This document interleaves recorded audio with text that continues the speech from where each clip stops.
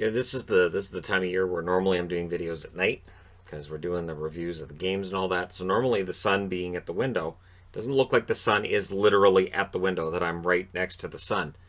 That's just how things work late fall, early winter. But normally I'm not making a bunch of videos during this time, so bizarre.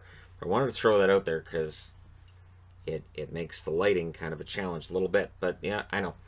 Anyways, I also wanted to throw in at the start, I'm wearing a New Jersey Devils jersey and hat for a reason. Last year I did the top 10 GMs. And there was a lot of, where's Ray Shero? Ray Shero fixed the Devils in the offseason. Ray Shero made great moves. The Devils are going to be great this year. You're a moron. You don't have Ray Shero on the list. Ray Shero's gotten fired since that video. And I even said during that video, I can't praise a GM for moves we don't know that they're going to work yet. So in putting together this year's list, I've gone to 15 rather than 10 because I think there are a lot of good GMs in the league. And I thought Ray Shero was a good GM. It just didn't work out in New Jersey. I'll throw an honorable mention towards Jim Nill, who I thought did pretty well for Dallas. But there are still some things with Nill that I'm not a huge fan of when it comes to the way he runs the team. I think Jim Benning's underrated, and yet he's not in the top 15. And I think Ken Holland has done a really nice job in the offseason. And I think Kyle Dubas has made some solid additions for Toronto in the offseason. But again, I can't throw them on this board not knowing yet how that's going to work out for the teams involved. So, with that preamble aside, at number 15, I've got a GM that I think, honestly, has got kind of a thankless job. Pierre Dorion of the Ottawa Senators. He's done well, and I know that the team hasn't turned the corner yet, but they have so many good prospects now that they kind of have to. The Carlson trade worked out pretty darn well for Ottawa. And while you can debate some of the other moves and how many veterans have left this team, and then the question becomes one of when these kids that come in, when they become veterans, are they going to want to stay? And that's a legit question to ask. And I think there's some questions to be asked about Ottawa and Winnipeg on some level when it comes to players wanting to be there long term. But for Dorian, I think he's done a solid enough job so far. I'm willing to throw him at 15 on the list. I think he's done well considering what he had to work with. I think picking up Matt Murray should work, but again, I'm not giving him credit for that yet. If that works, he'll end up higher on the list next year. Number 14. So last year when I did my list, there were Rangers fans that said Jeff Gorton belongs in the top 10. I still don't have him in the top 10. He's 14, but he's on the list. Gorton's done a good job with the New York Rangers in their retool. We'll see this year whether or not all the pieces put together and with the kids added in, and if Shesterkin over a full season is as good as he's looked so far. But things for the Rangers look pretty good. So to me, Jeff Gorton, yep, he belongs at 14. And again, the team on the ice really decides how the GM looks. And I don't know how fair that is, but that's really the way it works. Coaches get hired and fired like crazy, but so do general managers. General managers, they have some more job security than a coach, but not by a lot. You get to fire one coach if you're a GM. That's what Brian Burke always says, and it seems to be true. You get to change out your coach once, and if you need to change it again, you may have an owner calling you and saying, wait, why do you have to keep changing coaches? What's the problem? And then they may decide that you're the one that's the problem. Number 13.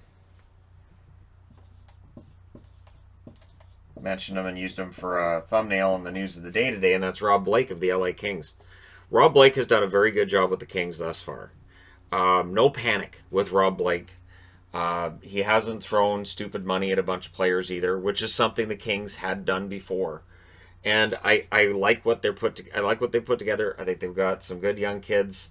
I think trading Campbell when it was obvious that either they didn't want to trade Quick or there wasn't a market for Quick that they liked.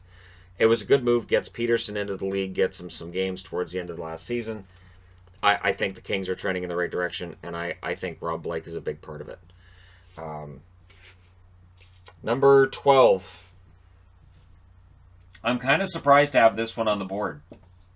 So, when Don Waddell was hired by Carolina for the fired Ron Francis, I was bewildered because I thought Francis had done a decent job. And Waddell, I remember as being a guy who ran the Thrashers, and that didn't go well. So to me, Don Waddell was an odd hire, and yet it's worked out really well.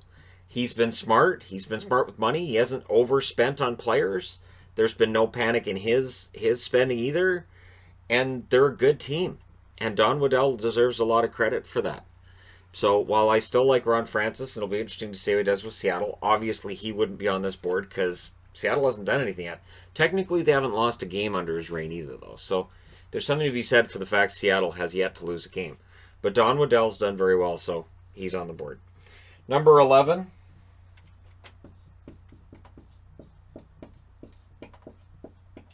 So a year ago, well, almost a year and a half now ago, Chuck Fletcher picks up Kevin Hayes and signs him to a crazy amount of money. We all look at it and go, Kevin Hayes is worth $50 million. I don't know what he's thinking. $50 million contract over 7 years is insane. And yet, it's worked out pretty well. It's worked out pretty well for the Flyers. It's worked out really well for Hayes. But it's made Fletcher look like he's pretty smart with this team.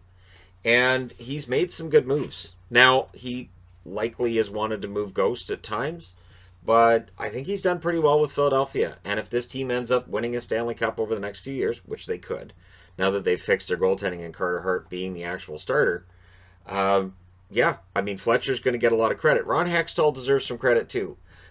Credit where it's due. Hextall did add a lot of the pieces that are now parts of this team that Fletcher's getting credit for. So some respect towards Hextall as well here. So now we get into the top 10. And number 10 last year was George McPhee. And this year, it's his replacement, Kelly McCrimmon. Now, you will hear people say that George McPhee is still the GM, because I've said it. and it feels like Kelly McCrimmon was given the GM job because he was getting GM offers elsewhere and they didn't want to lose him, so they bump McPhee up to president and they give him the GM job. It makes some sense. Makes some sense. And don't be too surprised if over the next little while we see another GM get bumped up. Now, there's two reasons GMs get bumped up. They get bumped up because they don't want to lose a guy like McCrimmon, or they get bumped up because they don't have a lot of faith in the way things are going. That happened in Florida, where a GM gets bumped up. And so if/when that happens again, come back to this video and say, hey, did Shannon know anything? And the answer would be, I might. And again, if/when that happens, and we see a general manager get pushed up to president, it may very well be that the team is kind of saying, all right, we're going to keep paying you, but we're going to bring somebody else in to do your job. And in this case, it was Vegas did not want to lose McCrimmon. So he's done well. I think bringing in Robin Lehner was the right move. I think, honestly, firing Gerard Gallant was the right move, too. And as bizarre as it is to say that, to bring in Peter DeBoer, it worked. It worked. The team played well. So Kelly McCrimmon deserves some credit for that. Number 9.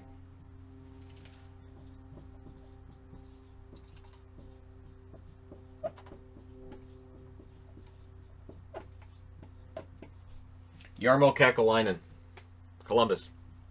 Jarmo was not on the list last year, and in hindsight, that was likely due to the fact that, yeah, they went all in at the deadline, they got to the second round, but at what cost, right? They lost all their players. Well, he's on the list this year because they lost all their players, and they stayed in the playoffs. They actually looked pretty darn good. And Jarmo's made the right moves. He's got the right coach behind the bench. And Columbus, for the first time in their history, has stayed relevant for more than 2 seasons. And honestly, being relevant, I know it seems like it's a minor thing, but for Columbus and this team's history, it's not. It's nice that, you know, when I'm looking at the overall standings and looking at a group of death Columbus could be in, and I'm thinking, Columbus should be able to make the top 4 somehow, some way in this division. And that's the way I look at it. Is that Columbus somehow, some way will do it. Because Jarmo puts together pretty good teams, and he's got a coach that knows how to deploy them. Number 8. I was torn on where to put Lou. I put him at 8. Last year he was 7. So why is it 8? He's at 8 because they currently haven't got Barzal signed, and if it wasn't for Boychuk's retirement, they wouldn't be able to sign Barzal.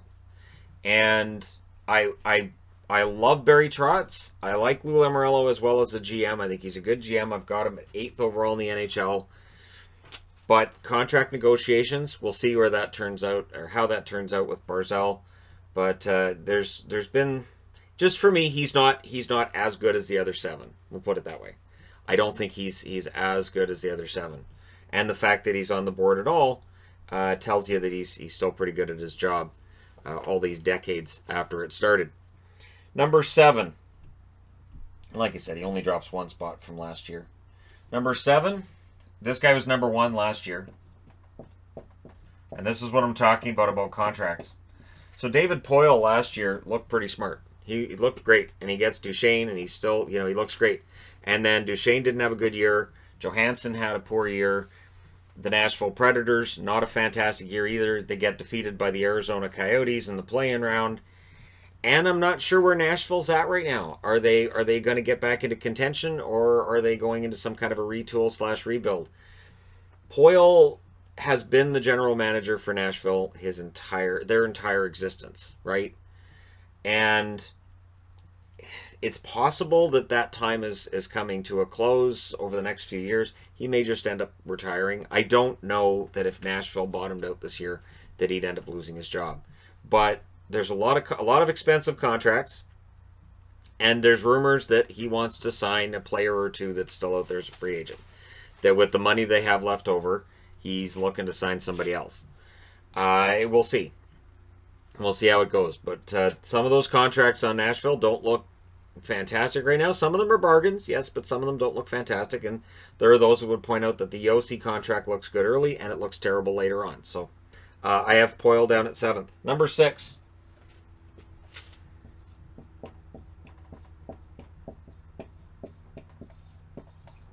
I was kind of torn on Steve Yzerman. I'm like, okay, Steve Yzerman has to be on the board.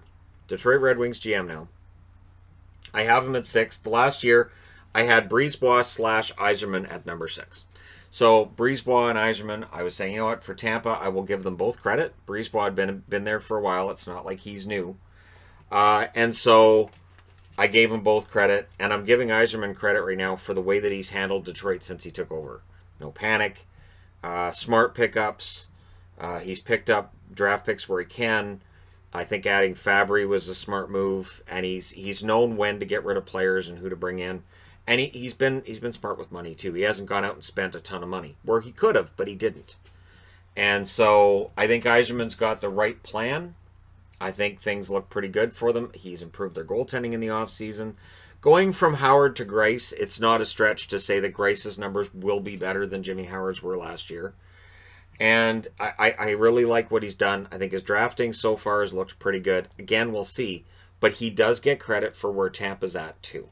So I have to have him at least 6 based on Tampa winning the Stanley Cup. And a lot of the players there being ones that Yzerman brought in. Yzerman helped to build and grow into what they became. And so he gets credit for that as well. And I think it speaks well for the future for the Detroit Red Wings. Number 5. Same spot as last year. Now, Don Sweeney, his challenge this year is try to keep the Bruins relevant when they've got major injuries.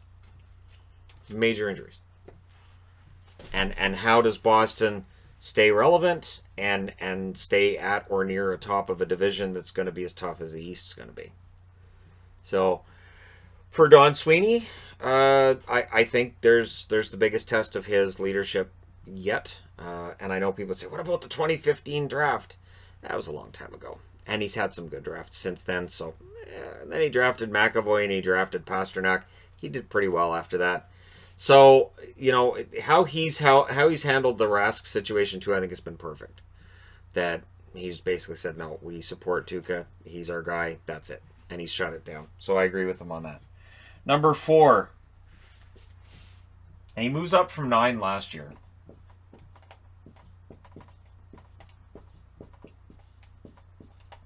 So, Kelly McCrimmon adds Alex Pietrangelo.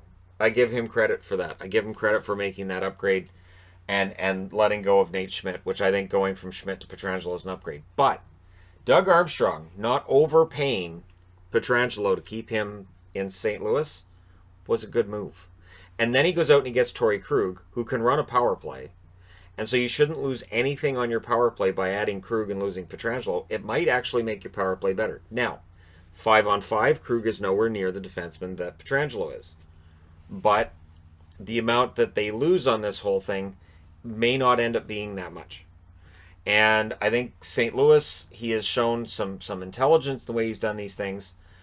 He trades out Jake Allen rather than lose him in the expansion draft. And I think St. Louis is in pretty good shape to bounce back next season. Keep in mind, they had a really good regular season in 2019-2020. And then in the return, they got beat by Jacob Markstrom. That was the Jacob Markstrom show out there. So the Blues, though, pretty good shape to bounce back. Number 3.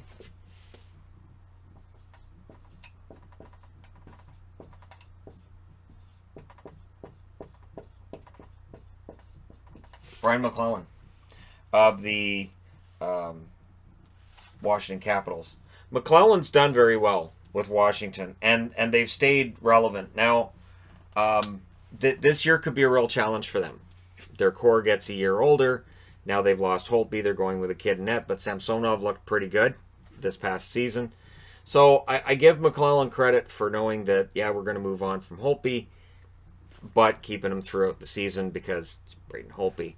So there's no point in trading him last year. I think he's made some smart moves.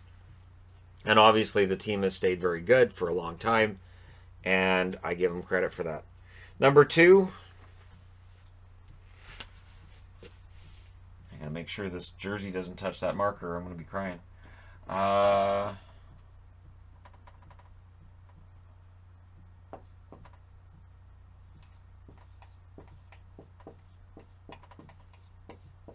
Julien Brisebois. In Tampa, he's done an amazing job. And you know what drives him to second for me is his willingness to take that chance, roll the dice, and trade those first-round draft picks for Gaudreau and Coleman. And without Gaudreau and Coleman in those spots in that roster, they don't win the cup. That changed the identity of the team right there. And hit some really, really smart moves made by Brisebois to take a Tampa team that was too soft and didn't seem to give a damn last year in the playoffs and make them a champion. And so I give him absolutely full credit for that. I think he did a great job. I think that Brisebois has shown that he is legit a very smart, very just a very good mind at this whole run in a hockey team thing. Say, you know what, I'll give up first-round draft picks, which is expensive, but I'll do it because I know we're going to win the cup kind of thing, and we have to go for it. And they did. So it worked out. Now, if they got an upset in the first round, I would still have Brisebois high up. I don't know that he'd be number 2, but he's still number 2. And number 1, I have to say that if I was a general manager and Joe Sakic called me and said I have a trade proposal, I'd say no before I heard what it was. Every trade Sakic makes seems to work out really well for Colorado. Adding Kadri from Toronto was a stroke of genius. It was exactly what that team needed. And then in the offseason, it's like, hey, so Lou, I hear you're having cap problems. How about you give us Devon Taves? Okay. All right. Hey, Stan Bowman, I understand Chicago's looking at maybe moving Brandon Saad. How about Zadorov? Okay. Every move he makes upgrades the attack of the Colorado Avalanche. And he didn't spend the cap money that he had, even though all the media was waiting for him to spend his cap money last year. And I never did because I thought, that cap money is going to be important when McCarr's contract's up. It's going to be really important when McKinnon's due for his next raise. Sakic has done a brilliant job putting that team together. The only thing missing for Colorado is the Stanley Cup. That's the only thing missing from Sakic's list of accomplishments as a general manager in the NHL. And so for me, he is the best general manager in the game. So there you go. Let me know your thoughts in the comment section below as always. And no, I didn't forget your GM if they're not on the list. I didn't see them as being on the list. And it was tough because Pierre Dorion for me was a bit of a tough call in that Ottawa hasn't turned it around yet. But I think the assets he's got, when he's been under the pressure he's been under to move players, I think it's been impressive. So I think he's done a very good job. And if those players turn out, that's where Pure Dorian ends up being on this side of the board the next time I do this. But let me know your thoughts. Don't forget to hit like and subscribe if you're browsing your way through. You just happened upon this video. Thank you guys so much for watching, for all your support. I will talk to you again soon.